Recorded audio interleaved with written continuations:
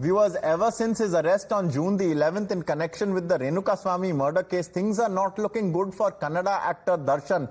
He was produced before a Bengaluru court yesterday, and in yet another setback, he and three other accused, that is Dhanraj, Vinay and Pradosh, have been remanded to the police's custody. Speaking to Times Now, Home Minister of Karnataka G. Parameshwara said that the probe is heading in the right direction and that the investigation is being conducted fairly. Let's listen.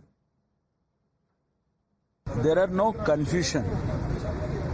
The police has taken up a serious investigation, and they need to get more evidences.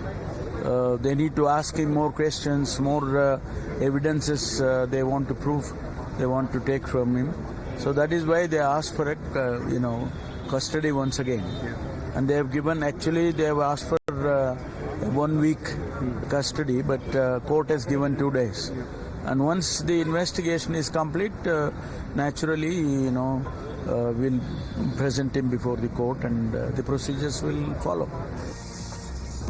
As we speak, viewers, there is an update in the case. Actor Darshan and the other accused are being taken from the Annapurneshwari Nagar police station to the court. That is something that is happening even as we speak. We'll tell you what happens in the court as well. Meanwhile, viewers, we have also spoken to Kannada actor and activist Chetan Ahimsa on the murder case. Let's listen into this exclusive interaction. Joining us for more on the shocking case of actor Darshan is Chetan Ahimsa, who himself is an actor. Thanks for speaking to us this evening here at Times Now, Chetan. Let me begin by asking you, being an actor in the same industry as Darshan, that is the Kannada film industry, what's your perception of this whole unfolding of events that has been seen in the Renuka Swamy murder case? Because this is a case that has not just shocked the citizens of Karnataka, but of the entire India. No, this is definitely a black mark on Kannada film industry, because Kannada film industry has a very robust history. You're talking about Sidlingayya, you're talking about Shankar Nag, Rajkumar, many people who have added a lot of value to the culture and the artistic elements. But something like this happening from a very big star, it's clearly something to introspect, something to question. And this is a very graphic and brutal episode. This is the worst run-in with the law that Darshan has had, even though he's had like several in the past 13 years. I look at this as a product of three main things. I look at this as a product of violence culture, star culture, and toxic masculinity, all intertwined. I was in jail a couple times. The first time I went to jail for a tweet, I went to jail. There was a kid who said, I saw your movies and I committed a murder because I saw films. I said, did you watch my love story? He's like, I got married. So from that movie. So the way that violence culture is shown in films, this hyper masculinity, that is directly connected to the box office collections, that creates a lot of influence in society where people end up resorting to violence, and even the actors oftentimes blur the lines between the roles they play and real life. And star culture is a very big problem. Star culture, putting actors on pedestals, putting them larger than life, even though the contribution to the success of a cinema, let alone the contribution to society, is very limited. They are given larger than life status unjustifiably in Karnataka and so many places in South India. This goes to the head. This creates its own set of problems. We as a society have built these people up, these real life villainous actions. It's not just psychological individual effects. And third, it's also toxic masculinity, the need to protect the honor of a woman by beating up a guy. So if that is true, these are allegations. We don't know if it's true yet, but this toxic masculinity is a culture shown on screen, shown in real life, and it has a very pernicious effect on society at large. Right. Chetan, it's very interesting because, this star culture has not been there today or just the last decade. It's been there for several decades. But as you rightly put it, perhaps there is toxic masculinity that adds to this particular problem. But, I just want to take you down to the specifics. There are gruesome acts that have been detailed in the third remand copy Times Now has accessed, and it has been fairly widely reported.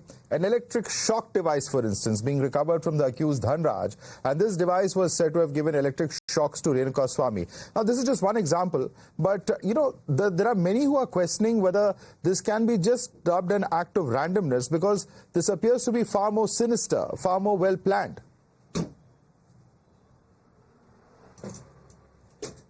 Well, what does the word sadism mean? Sadism is like finding pleasure in creating pain for others. This is clearly an act of finding some kind of cruel joy and pleasure in hurting, in violating, in beating up, in electrocuting somebody, if this is true. I saw some of the photographs of what has happened to this Renuka Swamy, who is a very skinny, kind of scrawny guy, and the photographs are brutal and horrific. And it seems like, I'm not saying that there was an intention to kill, but there was an intention to clearly take vigilante violence into one's hand, do it for the sake of a woman's honor, and create pain. I mean, there was even psychological pain in that supposedly this Renuka Swamy was a vegetarian, and he was forced to eat non-veg food. While that isn't physical pain, that is almost, there is a certain degree of psychological pain. Get fat, eat well so we can beat you up more. I don't think the goal was to kill, but when you go to this extent of violence and gore, and this is something like a pattern that has been going on, you don't understand how the body can retain it. The body is flesh and blood. It's not steel. The body couldn't handle it. And then the cover-up afterward. The cover-up is really problematic. It's not just what happens, whether Darshan was involved in the killing and to what level is there, but definitely Darshan, allegations say that he was involved in 30, 40 lakhs of cover-up. And this kind of cover-up, paying people to take the loss, to create a lie story, and this and that, this clearly is very questionable, is very illegal, and immorality abounds. So all these things put together, it shows that we are beyond the law.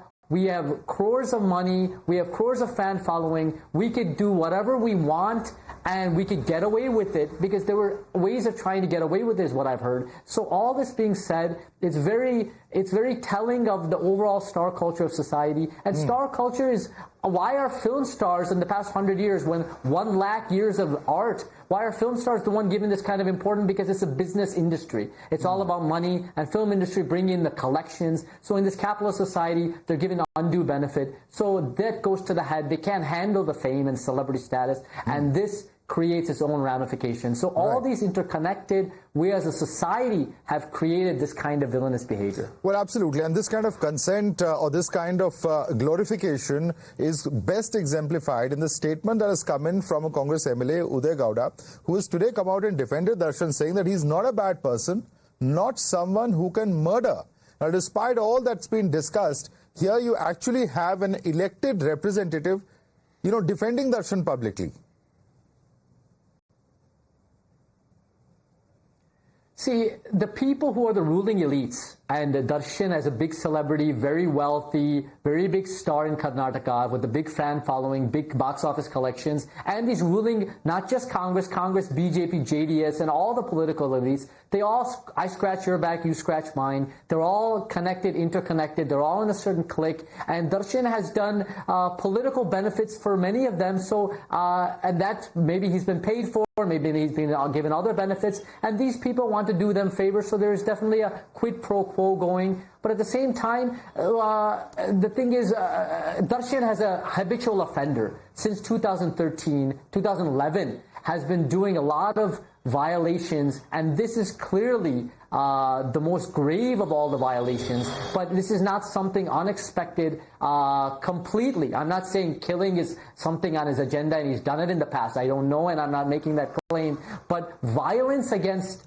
people when you drink, or violence against a waiter, violence on the shooting set, violence against his partner. This is something that is consistently something that Darshan has been doing, and and he's been paying the price, and it's something that this has gone off the cliff, off the radar with this situation. So I'm not surprised that political entities are trying to cover up for him. I'm not surprised that more political entities have not tried to. There are some rumors that a minister, a Congress, a BJP MLA have all tried to interfere in the proceedings and the police protocol and tried to get Darshan off the hook. But I am confident the police will take this seriously. The media has been doing a very efficient job, and the police and the powers that be will assure that justice is served from a transparent way. You're absolutely right, because while the Chief Minister on one hand says that he's not going to take any kind of pressure from any quarter as far as the Darshan case is concerned and the police have an absolute free hand, you're absolutely right that there are several political leaders who time and again have been spoken about in terms of trying to give him a safe passage to try and dilute charges. And, at the end of the day, do you think that this kind of patronage that Darshan is receiving, it really exemplifies the kind of culture that exists within the film industry, within the political class, because it's not just Karnataka, in several of the neighboring states in South India and even across India, we see this sort of interdependence of the film industry and the political class. Yeah, there's definitely interdependency between the political class and the film industry. In fact, many film industry actors are involved with the political parties. Many film industry actors, other stars on the same level, on the same box office collections as Darshan, have done a lot of publicity for different political parties. It shows that these film stars don't value necessarily an ideology or vision for society, social concern. These film stars value their own connections to the elites and their links and do them favors as a result, so they get favors in return. So in the film industry, everybody knows each other, and so even the elites of the film industry cover up for one another. They dine at each other's houses, they know each other, so they don't speak out when gross injustice happens, and that is directly connected to the political elites, to the economic elites, and the film elites, and everybody is kind of in this kind of a clique of privilege that they maintain and uphold to maintain the inequality, to expand the inequality in society and get benefits from the system. So this is not just Darshan and that one Congress MLA. This is an entire system that allows the ruling elites to grow further through quid pro quo and scratching each other's back actions. Right. Very interesting when you spoke about the larger-than-life image of several of these stars, because it's not just true. There's others who've spoken about this. There's a filmmaker, Ram Gopal Verma, who's written on social media X, saying that a star using one die-hard fan to kill another die-hard fan who was interfering in his personal life is a fit example of the bizarreness of the star worship syndrome. Fans wanting to order how their stars should run their lives is an unavoidable side effect of the same syndrome. So, at the end of the day, this fan club culture itself seems to have become quite toxic and, counterproductive. To put it very mildly, in fact. Absolutely. Fandom is toxic. Fandom is intoxicating. And I don't believe cinema stars, like cricket players, like rich industrialists, like politicians, deserve a so-called fan. There must be fans of people who selflessly serve for equalitarian society. But that being said, why are these film fans even the fans of the people? It is not because of their ideas or their values or their understanding in their work for society. They are fans because of the rules they play. So because they are fans of the rules they play, it's not that Darshan, after 2011, he went to jail for 28 days. He came out, he had a stupendous hit in Sarathi. It was a good film too, but at the same time, it was almost like a comeback film, and he broke all records with that film. So it's not that tomorrow when Darshan comes out of jail, he's not going to have film releases, and it's not that people won't go to watch him, because people like him not because of his values or in spite of his values. People like him for the hyper-masculine roles and the heroic so-called roles that he plays on screen, which bring the box office collections ringing, and that can repeat. So there's almost an unbridled capitalism that goes on that's like, I don't really care what you stand for, I don't really care what you do. You might have a black mark in society, but as a fan, I will watch your films because I like your roles, and I don't even care what you stand for. So in that way, the fandom is a very superficial fandom. And I would say the vast number of Darshan fans have also questioned these actions, while a fringe element and some elements Darshan fans might say justify these allegations. I would say that a vast number of them say this is unacceptable behavior and we condemn this, we don't condone this. So even among his fans, there's not acceptable for his behavior, but that is not to say that I don't believe he can be banned, because freedom exists. Anybody can invest money on anybody in the long run, and he might have another couple hits once this this all gets settled down, memory of the common people might be less, and also this, in spite of the black stain, the fans might come out and watch the films. So I don't know to what, I mean, you know Salman Khan, we know Sanjay Dutt, we know a lot of people who have had checkered past come out with very successful careers subsequently. Right. Also, Chetan, you've questioned former Member of Parliament Sulata, and you've said that why Sulata used Darshan's star power for an electoral benefit, now mum, in the wake of grave allegations. Can you elaborate on that? Because, you know, there would be a counterpoint of view that Darshan was also close to her late husband, Amrish, who himself was a superstar in the Kannada film industry.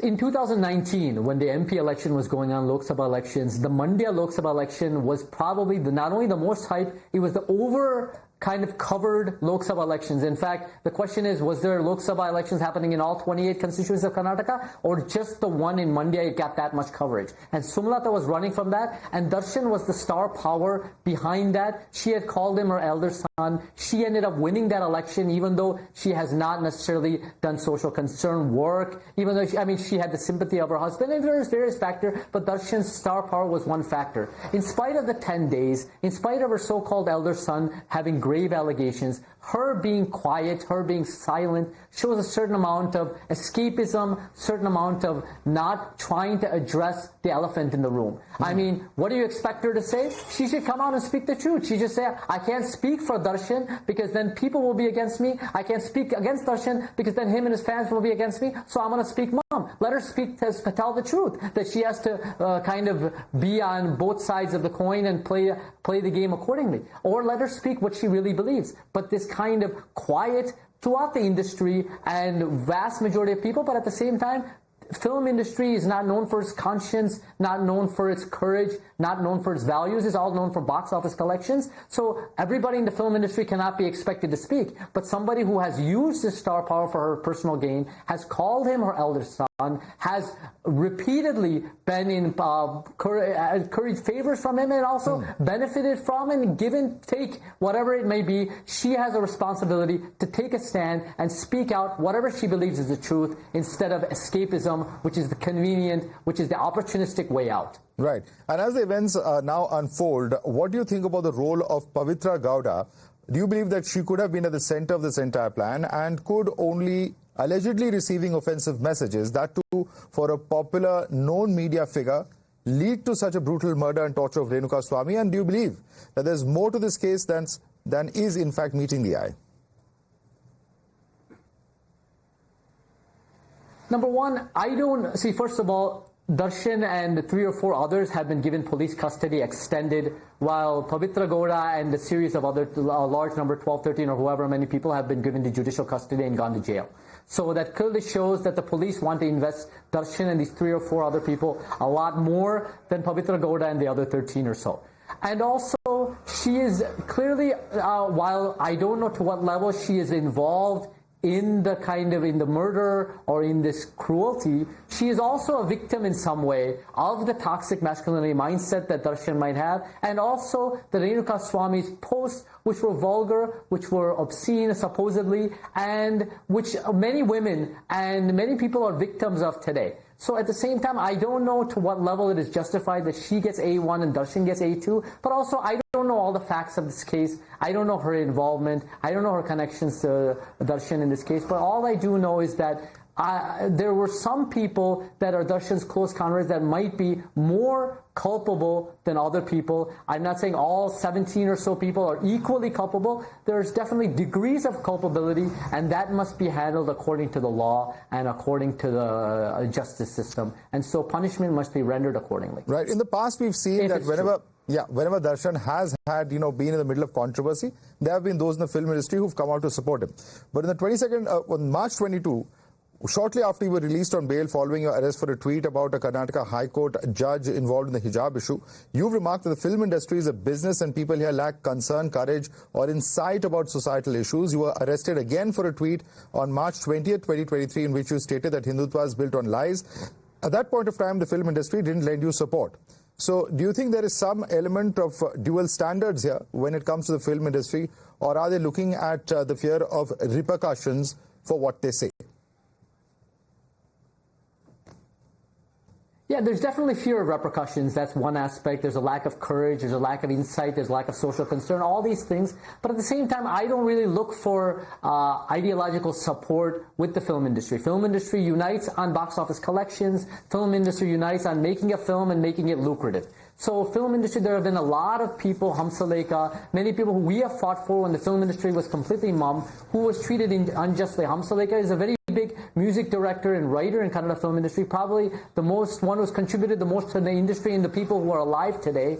And when he was faced with injustice about 2 years ago, nobody spoke out, no political parties and nobody in the film industry. And we spoke out, we meaning our equalitarian groups, our Ambedkarite ideas and constitutional values that we hold. We spoke out, we supported him, and he got justice, and he was cleared of any kind of attempts at punishment from regressive elements. But even for him, the film industry did not speak out. The film industry stayed quiet. So what I notice is the film industry does not really care, because individual growth, individual benefit, individual professional opportunities, individual glory, fame, whatever that means, that becomes the priority. They don't want to compromise that in any way, what they believe is compromise, by taking a stand, which might be a compromise in terms of collections, box office, might be compromised in terms of some fans saying like, why did you take this stance? Why didn't you take this stance? When we have a better society is not only when somebody's questioned for taking a stand or taking this way or that, when people are also questioned for not taking a stand at all and for staying silent in spite of being directly connected.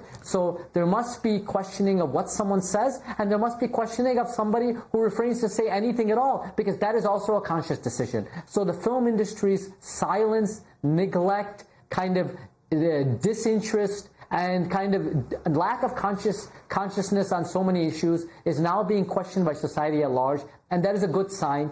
And recently, the film industry is also starting to speak out, and people are undermining the star culture in their own ways, because they're listening to what these people are saying. They are coming out in the media. They are realizing that the roles they play are extraordinary, but what they say in real life and their behavior is not so. It is because it is common like anybody else who has received so much fame and like celebrity status. So on that level, people are questioning that, and this is while it is a black mark on the Kannada film industry, and we are saddened that Renuka Swamy lost his life and their family, and all these things, this fiasco has happened.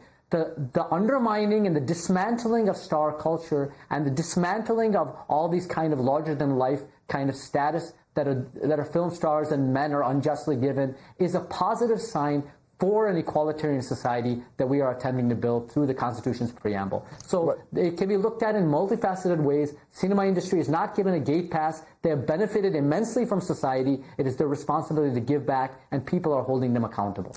Right. Also, Chetan, if I can ask you this, because you have put out social media posts saying that Darshan wasn't a light boy, as he claims. Along with this, you've said that Modi never actually sold tea, and that Karnataka Chief Minister Siddaramaiah has never been an Ahinda leader.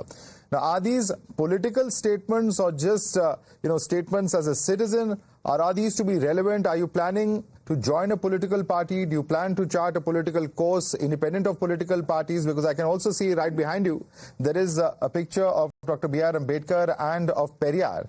So is this a certain positioning that we're seeing coming in from Chetan?